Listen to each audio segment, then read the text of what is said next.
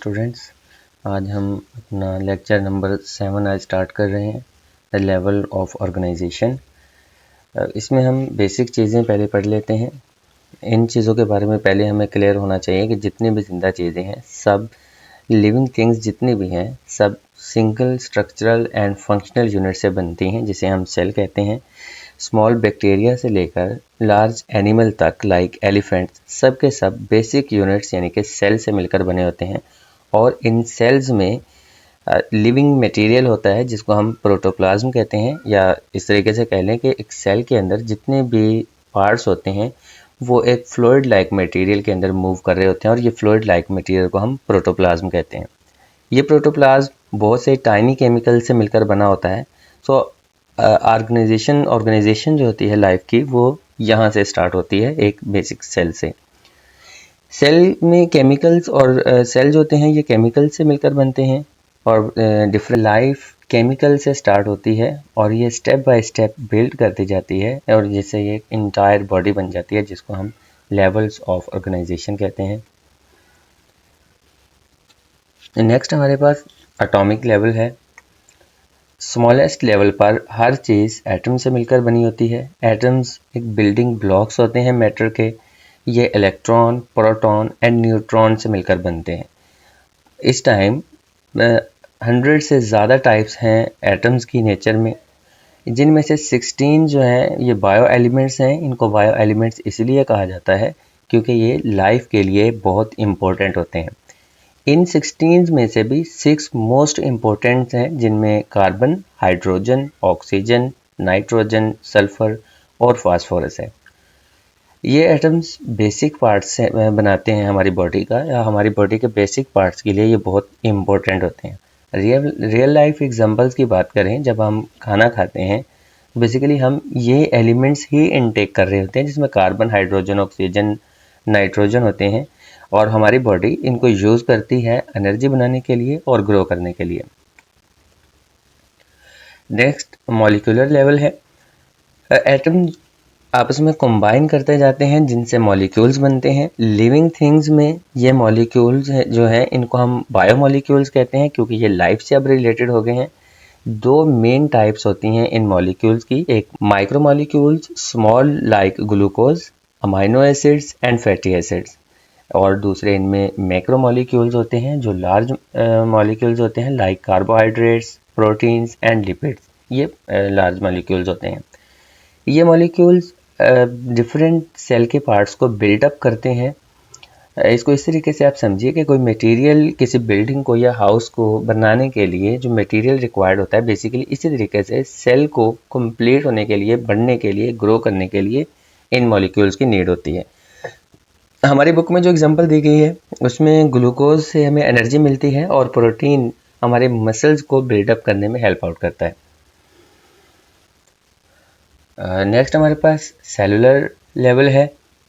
जब biomolecules mix up होते हैं, एक साथ मिलकर फंक्शन परफॉर्म करना शुरू करते हैं, तो ये वो एक सॉफ्ट जेली लाइक सब्सटेंस बना देते हैं, जिसको हम प्रोटोप्लाज्म कहते हैं। प्रोटोप्लाज्म एक सेल बनाता है, और सेल स्मॉलेस्ट लिविंग यूनिट है लाइफ का, यानी लाइफ में लिविंग थिंग या लिविंग बॉडी में जो सबसे छोटा या सबसे स्मॉल यूनिट होता है उसको हम सेल कहते हैं। सिमिलर एक जैसे सेल्स जब मिलते हैं आपस में, तो मिलकर जो स्ट्रक्चर बनाते हैं उसको हम टिश्यूज़ कहते हैं। जब डिफरेंट टिश्यूज़ कंबाइन करते हैं और एक फंक्शन परफॉर्म करते हैं, उनको हम ऑर्गन्स कहते हैं। दो या दो से ज़्यादा ऑर्गन्स जब आपस में मिलते हैं और वो कोई फंक्शन परफॉर्म करते हैं, इनको हम ऑर्गन सिस्टम कहते हैं। ये सारे के सारे सिस्टम्स एक साथ मिलकर काम करते हैं, तो ये कंप्लीट बॉडी या मल्टी सेलुलर ऑर्गेनिज्म आप कहने के बन जाता है। रियल लाइफ एग्जांपल्स में लाइक हमारा स्टोमिक है, ये मसल टिश्यूज से मिलकर बना है, जो और मसल टिश्यूज सेल से मिलकर बने हैं, और ये सब मिलकर फूड को डाइजेस्ट करने में हेल्प आउट करते हैं। नेक्स्ट इसमें हमारा स्लाइड जो है वो टेक्सोनॉमिक लेवल की है। टेक्सोनॉमी साइंस है डिफरेंट लिविंग थिंग को क्लासीफाई करने की और उनको साइंटिफिक नेम देने की। इसमें जो स्मॉलेस्ट ग्रुप है इसको हम स्पीशी कहते हैं। स्पीशीज़ में लिविंग थिंग्स होती हैं, और वो लिविंग थिंग आप इस तरह से समझिए कि हर वो चीज़ हर एक लिविंग थिंग स्पीशीज़ में नहीं आती। सिर्फ वो वाली लिविंग थिंग्स को हम स्पीशीज़ कहते हैं जिनके जो आगे बेबीज रिप्रोड्यूस कर सकें और उनके बेबीज आगे फर्दर बेबीज रिप्रोड्यूस कर सकें, इनको हम स्पीशीज़ की कैटेगरीज में रखते हैं। बहुत सी स्पीशीज़ ऐसी भी हैं जो आगे बेबीज रिप्रोड्यूस नहीं कर सकती, तो उनको हम स्पीशीज़ नहीं कहते। मिसाल के तौर पर सारे के सारे ह्यूमन जो हैं वो एक ही स्पीशीज़ से बिलोंग करते हैं, क्योंकि हम रिप्रोड्यूस करते हैं और हमारे जो चिल्ड्रन होते हैं वो भी आगे ग्रो करते हैं और आफ्टर ग्रो करने के बाद वो भी आगे रिप्रोड्यूस करते हैं और ये इस तरीके से प्रोसेस एक चलता रहता है। नेक्स्ट हमारे पास पॉपुलेशन लेवल है। पॉपुलेशन लेवल में बहुत से इंडिविजुअल्स होते हैं, वो सेम स्पीशीज़ के होते हैं, एक ही जगह पर रहते हैं, इनको हम पॉपुलेशन कहते हैं। मिसाल के तौर पर पैरट्स का एक ग्रुप है जो कि एक ट्री पर रह रहा है, इसको हम पैरट की पॉपुलेशन कहेंगे। देखें, एक जैसे लिविंग ऑर्गेनिज्म एक ही जगह पर एक ही वक्त में रह रहे हों, उनको हम पॉपुलेशन कहेंगे। देन नेक्स्ट लेवल हमारे पास कम्युनिटी है। कम्युनिटी में क्या होता है कि जो हमने अभी पॉपुलेशन ऊपर पढ़ा है, पॉपुलेशन में हमने ये देखा था कि एक ही तरह के लिविंग ऑर्गेनिज्म या स्पीशीज़ मिलकर एक पॉपुलेशन बनाती है। दो या दो से ज़्यादा जब पॉपुलेशन आपस में मिल जाती हैं तो उनको हम कम्युनिटी लेवल कहते हैं। ऊपर वाली जो हमने एग्जांपल ली थी उसमें हमने बर्ड्स में सिर्फ पैरट्स को देखा था। अब यहाँ पर इसकी एग्जांपल, बेस्ट एग्जांपल ये बनती है कि एक ट्री पर डिफरेंट किस्म के बर्ड्स रह रहे हों, जिनमें पैरट्स भी हों, स्पैरोज भी हों, क्रोज भी हों, तो ये सब मिलकर एक बर्ड कम्युनिटी बनाते हैं। ये एक साथ रहते हैं और डिफरेंट टाइप के ये आपस में आप कह लें कि एक दूसरे के साथ इंटरेक्ट करते हैं, फूड साइकिल में भी और इसके अलावा सर्वाइवल में भी। नेक्स्ट हमारे पास इकोसिस्टम लेवल है।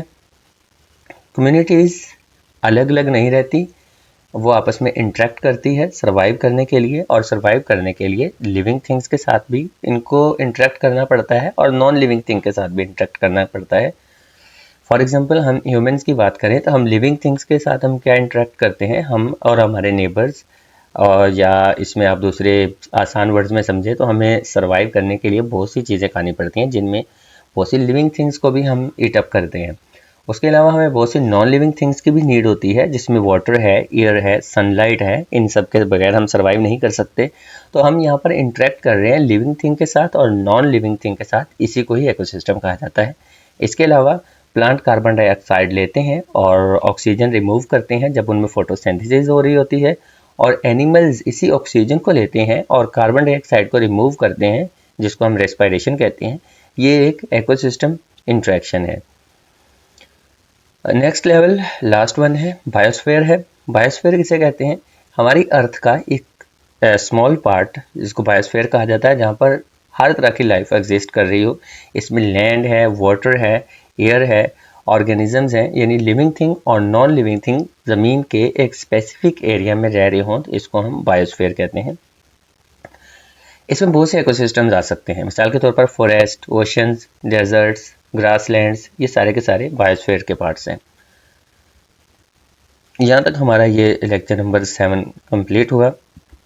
कंप्लीशन पर आपको मैं एक इसमें इंटरेस्टिंग फन फैक्ट बता दूं कि ह्यूमन बॉडी में 37 ट्रिलियन सेल्स होते हैं और ये सेम लेवल ऑफ ऑर्गेनाइजेशन को फॉलो करते हैं जिस तरीके से कि आज हमने इस लेक्चर में पढ़ा है। अगर आपको लेक्चर अच्छा लगा हो तो इसको लाइक, शेयर और सब्सक्राइब ज़रूर कीजिएगा।